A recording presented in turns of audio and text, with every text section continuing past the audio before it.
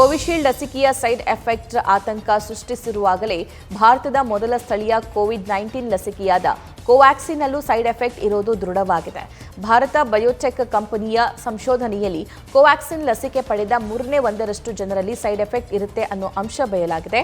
ಕೋವ್ಯಾಕ್ಸಿನ್ ಪಡೆದ 1/3 ಭಾಗದಲ್ಲಿ ಜನರಲ್ಲಿ ವರ್ಷದ ಬಳಿಕ ಅಡ್ಡ ಪರಿಣಾಮ ಕಂಡು ಬಂದಿದೆ ಅಂತ ಬನಾರಸ್ ಹಿಂದೂ ವಿಶ್ವವಿದ್ಯಾನಿಲಯ ಸಂಶೋಧಕರ ತಂಡ ನಡೆಸಿರೋ ಅಧ್ಯಯನದ ವರದಿಯಿಂದ ತಿಳಿದು ಬಂದಿದ್ದು, ಜನರಲ್ಲಿ ಇದೀಗ ಮತ್ತೊಂದು ಭೀತಿ ಶುರುವಾಗಿದೆ.